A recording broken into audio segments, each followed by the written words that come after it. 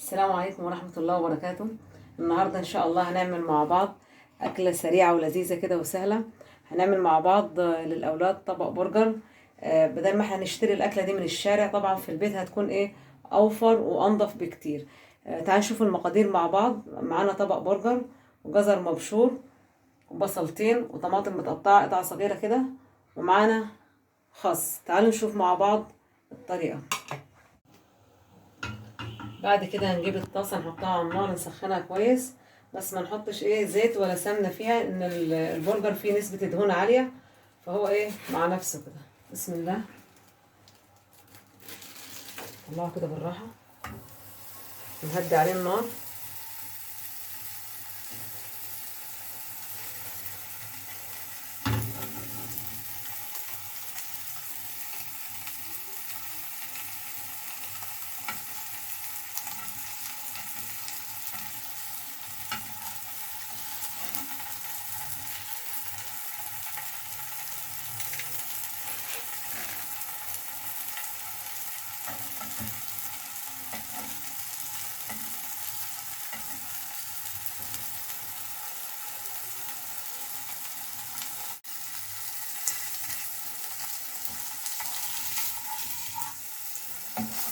زي ما احنا ملاحظين ان البرجر فيه نسبه دهون عاليه، فهو مش محتاج اي زيت ولا سمنه.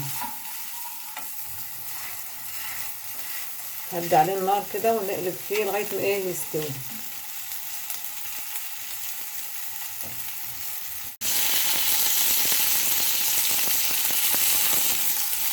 زي ما انتم ملاحظين معانا كده ان البرجر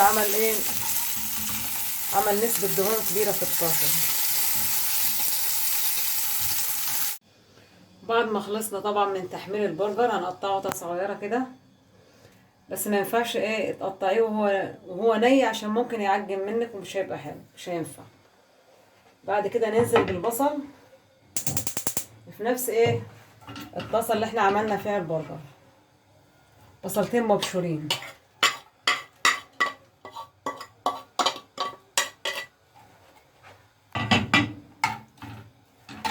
شوحهم لمده دقيقتين كده على النار.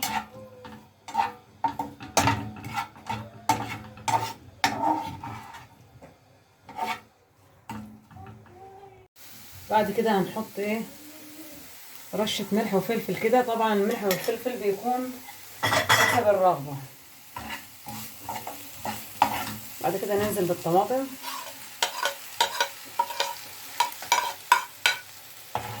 نشوحهم شويه على النار لمده 5 دقايق كده. بس انا طبعا ما حطيتش البرجر معاهم عشان هو مستوي، عشان ما يتحرقش مننا. 5 دقايق وبعد كده ننزل. بعد ما استوت معانا البصله والطماطم كده مع بس بيكون نص سوا، عشان ما تسبكهاش جامد، عشان تكون خفيفه على المعده وتكون طعمها طبعا لذيذ. ننزل بالبرجر بعد كده. لو عايزه تحطي فلفل رومي جزر براحتك، الحاجه دي بتاعتك براحتك. نقلبهم مع بعض لمده 5 دقايق كده.